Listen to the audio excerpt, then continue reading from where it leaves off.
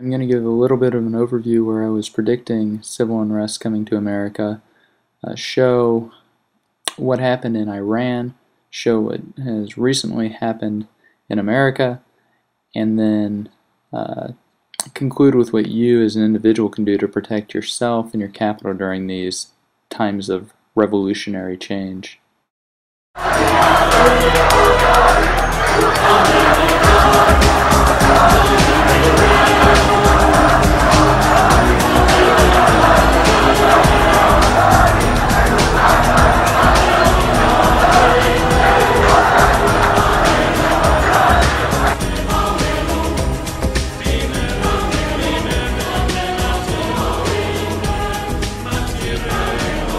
Hundreds of thousands of people were here to have a voice or to express their voice to Capitol Hill. So many people, D.C. police had to close down Pennsylvania Avenue for a time to accommodate everybody making their way to the National Mall. Their message, no to runaway government and no to government health care. They came by the tens of thousands, carrying a vast array of protest signs and claiming to represent every state in the Union. Do you have any idea what it takes to get someone from Montana to come to D.C.? United in their anger at President Obama, Congress, and a government they see as out of control. Well, I'm tired of the communism that's in Washington, D.C. We're not right-wing radicals. We are American people. We're just like everybody else out there, and we have something to say. I stand before you an angry man. Jim Anderer came from New York, blaming President Obama's Chrysler bailout for losing his Jeep dealership. Island Jeep was seized from me, stolen from me, with no compensation whatsoever. Mark Catalano came from New Hampshire. Healthcare's broken. I'm an employer. I can't provide it to my employees. It's broken. It needs to be fixed. Fix it. Don't screw it up any more than it is. Most of the crowd made up of conservatives and independents with different agendas. I'm scared to death for my country. I believe Obama is running our country into the ground. But united in their distrust of big government and angry at billion and trillion-dollar bailouts and rising debt. They're spending too much money we don't have. They're going to put future generations into debt they'll never get out of. We, the people, have had enough! This rally, organized by a collection of conservative and libertarian groups. Too much power, too little freedom. It is time to restore constitutional government. Almost all echoing. Thousands of innocent people being killed as we become known as the torturers of the 21st century. We assume that by keeping the already known torture pictures from the public's eye, we will be remembered only as a generous and good people.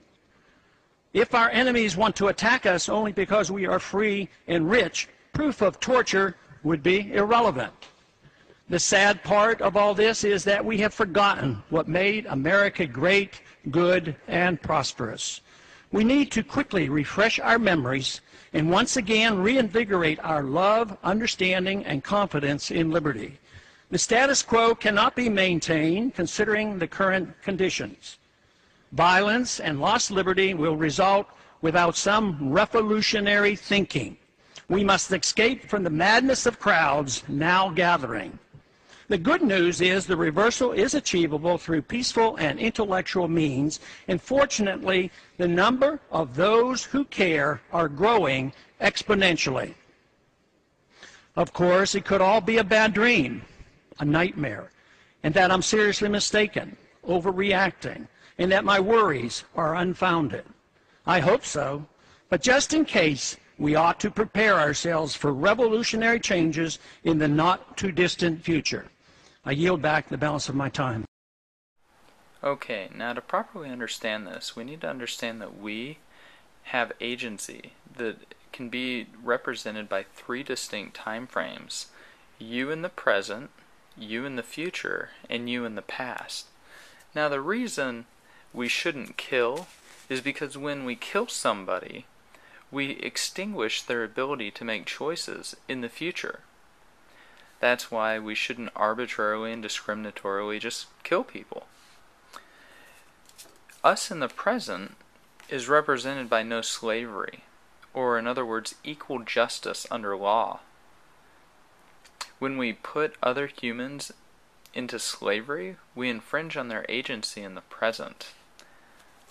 The U.S. Constitution protects this liberty interest with the writ of habeas corpus, which means to present the body. So when you want to challenge your illegal detention, you would file a writ of habeas corpus.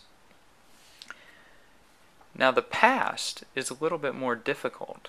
The past is represented by our legitimately acquired property, because that's the fruits of our labors or our choices in the past.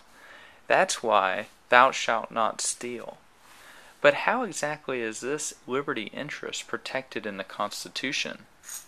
Well, under Article 1, Section 10, Clause 1 of the U.S. Constitution, it states that no state shall emit bills of credit or make anything but gold and silver coins a tender in payment of debts. Now, the reason for this is because when you deal with fiat currency, which is unconstitutional, when whoever has the monopoly interest to be able to print these things out of thin air, they can in turn confiscate others' purchasing power through inflation, which is an increase in the money supply. So let's say that this $100 bill will purchase this gold coin. Well, what if I have the right to just print more of these $100 bills? Well, now you've got 4 $100 bills, so it would take 4 to buy that, assuming everything else is equal with the supply and demand economics.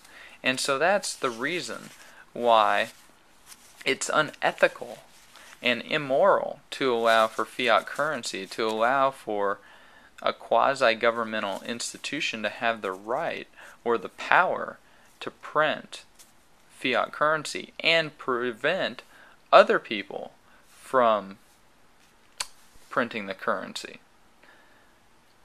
Everybody should be able to go out and dig up some money, dig up some gold.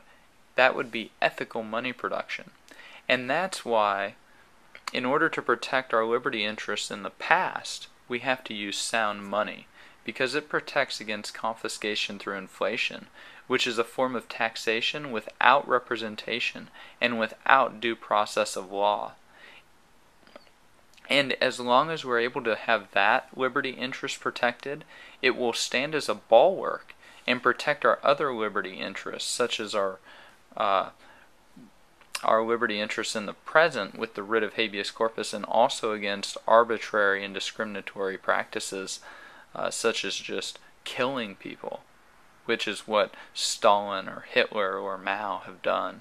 And so we really have to have all 3 of these liberty interests protected, and that's what the Constitution has set up, and we just need to reclaim those rights, which is going on with this revolutionary change. And that revolution, it can be fought really only in 2 ways.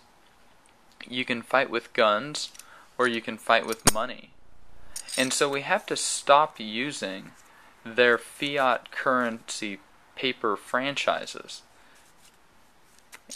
and begin using substitute goods. And that's one way that we can take part in this revolution to restore our individual rights. The people are sick and tired of what they're getting, and they want some real changes. I don't want to run your life. You need less taxation, less regulation, a better economic system. We were not meant to be an empire. We were meant to be a republic protecting liberty here at home. It's up to you to spread this message around this country. This is an American cause. It's a cause of freedom. There's something going on in this country, and it's big. It's really big.